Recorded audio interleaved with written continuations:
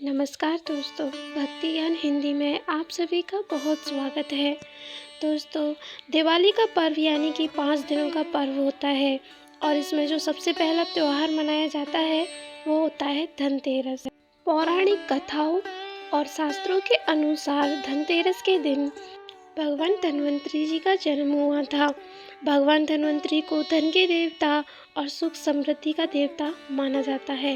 भगवान धन्वंतरी देवता की पूजा धनतेरस के दिन की जाती है और इस दिन इनकी पूजा करने से सुख समृद्धि प्राप्त होती है और घर में खुशहाली बनी रहती है। और इसके साथ ही धनतेरस के दिन आप सभी प्रकार के शुभ कार्यों को प्रारंभ कर सकते हैं और घर में नई नई वस्तुएं खरीद कर ला सकते हैं। इस दिन विशेष रूप से सोने चांदी के आभूषण और नए बर्तन खरीदे जाते हैं और इस दिन झाड़ू का खरीदना भी बहुत ही ज़्यादा मायने रखता है। ऐसी मान्यता है कि धनतेरस के दिन हम जो भी चीज़ खरीद कर लाते हैं उसमें 13 गुना की वृद्धि होती है। तो दोस्तों, धनतेरस के दिन खरीदारी करते समय हमें ये चीज़ें भी ध्यान रखनी है कि धनतेरस के दिन हम ऐसी कोई भी चीज़ खरीद कर ना लाएं जिससे घर में दरिद्रता आ जाए। लेकिन वहीं कुछ ऐसी चीज़ें होती हैं जो कि धनतेरस के दिन खरीद कर लानी ही चाहिए। तो ऐसी कौन सी वस्तुएं हैं वो आज मैं इस वीडियो में आपको बताने वाली हूँ, जिनको खरीदने से आपके घर में सुख समृद्धि का विकास होगा। तो फ्रेंड्स, वीडियो को शुरू करने से पहले प्लीज़ यार चैनल को सब्सक्राइब कर दिएगा, वीडियो को लाइक शेयर कर दीजिएगा, जिससे सही जानकारी बाकी लोगों तक भी पहुंचे और हमको थोड़ा सा सपोर्ट मिले। तो दोस्तों, हाथ जोड़ के विनती है, प्लीज़ मेरे 21 सब्सक्राइबर करा दीजिए जिससे कि मुझे थोड़ा सा मोटिवेट मिले।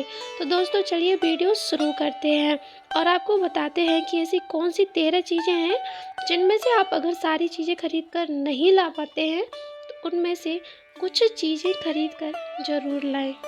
दोस्तों, धनतेरस के दिन भगवान धन्वंतरी, कुबेर देव और लक्ष्मी जी, इनकी पूजा बहुत ज़रूरी होती है और इनकी पूजा करने से घर में सुख समृद्धि का विकास होता है।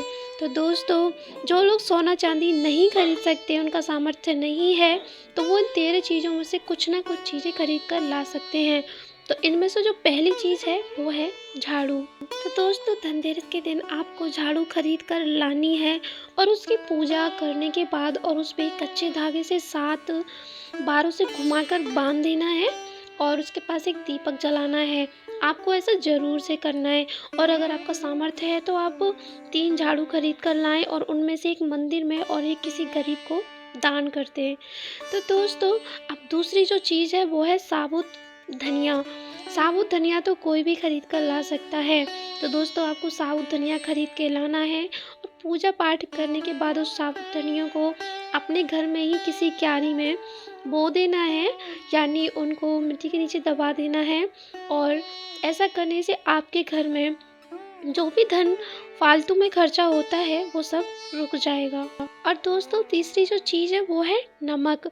अगर आप साबुत नमक घर में लेके आते हैं तो ये और भी ज़्यादा शुभ है। दोस्तों, अगर आपको डेली वाला नमक नहीं मिलता है, यानी साबुत नमक नहीं मिलता है, तो आप जो भी नमक आपको मिलता है आप वो ला सकते हैं। और दोस्तों, इसी नमक को आपको धनतेरस से लेके गोवर्धन पूजा तक, यानी कि जो भाई दूज होती है उस दिन तक इसी नमक का यूज करना है और अपने घर में नमक का पोंछा भी लगाना है। ऐसा करने से घर में जो दरिद्रता होती है वो दूर हो जाती है और नकारात्मक ऊर्जा जो है वो बाहर चली जाती है। अगली जो चीज़ है वो है गोमती चक्र। आपको धनतेरस के दिन गोमती चक्र जरूर लाने हैं।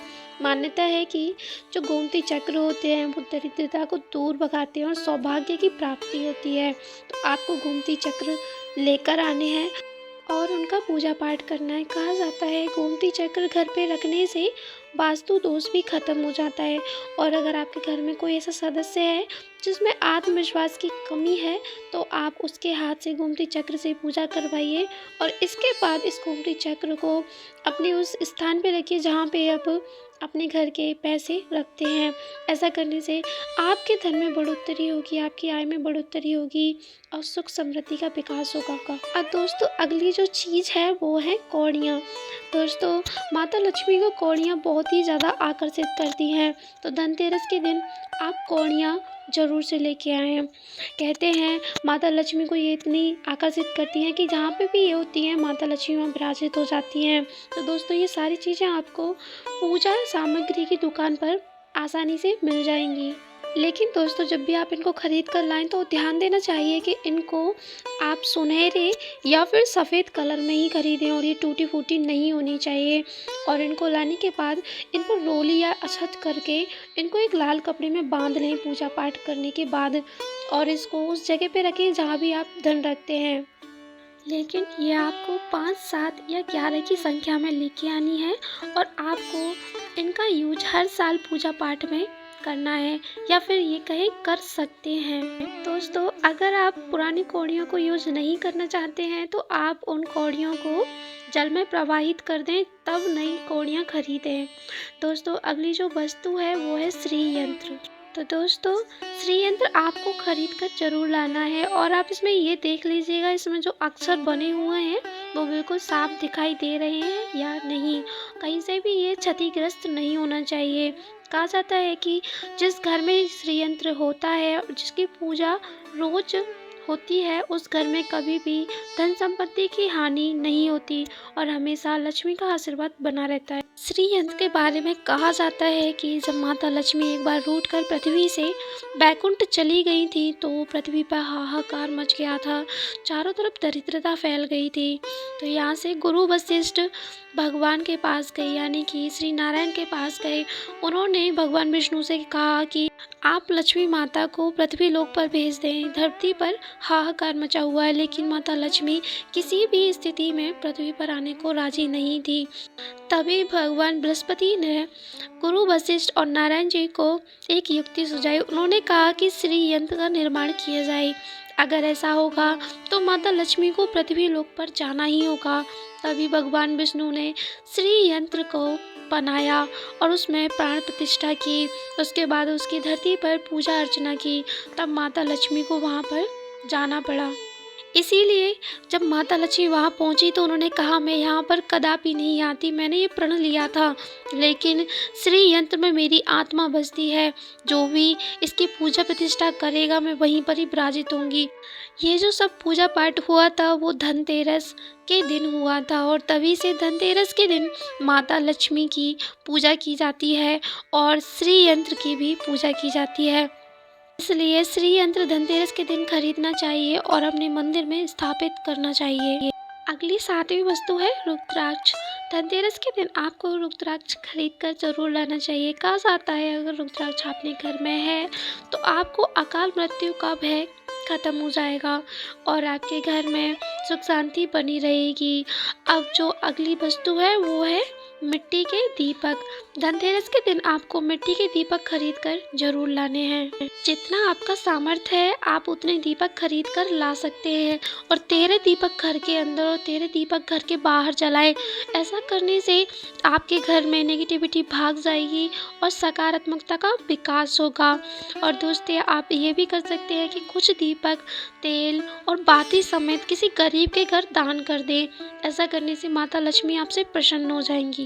दोस्तों अगली जो वस्तु है वो है गणेश और माँ लक्ष्मी की प्रतिमा। आप इन दोनों की प्रतिमा लेके आए, यानी कि मूर्ति लेके आए। ये मूर्तियाँ मिट्टी की या किसी धातु की बनी हुई लाएं। प्लास्टिक या अन्य किसी चीज़ से बनी हुई मूर्ति पूजा में इस्तेमाल ना करें।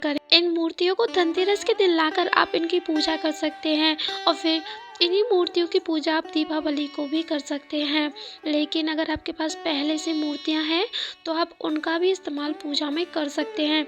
लेकिन दोस्तों आपको मूर्ति खरीदते समय ध्यान देना है कि माँ लक्ष्मी कमल पर ही विराजित हो और जो गणेश जी हैं उनकी जो सूंड है वो दाईं ओर मुड़ी होनी चाहिए। तो दोस्तों इन बातों का आपको जरूर से ध्यान रखना है। और अगली जो वस्तु है वो है कुबेर यंत्र। आपको धनतेरस के दिन कुबेर यंत्र जरूर से खरीद कर लाना है। कहा जाता है कि जहाँ पे भी कुबेर यंत्र होता है वहाँ पर कुबेर देवता जी का वास होता है और माता लक्ष्मी भी वहीं पर वास करती हैं।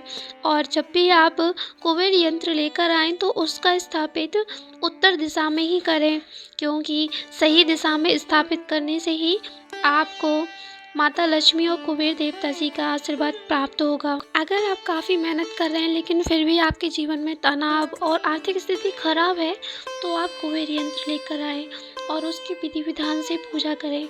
ऐसा करने से आपकी सारी परेशानियां खत्म हो जाएंगी और आपके घर का वास्तु दोष भी खत्म हो जाएगा। अगली जो चीज़ है दोस्तों, आपको इस दिन सोने का कोई भी सिक्का या कोई भी मूर्ति या बर्तन खरीद के लाना है।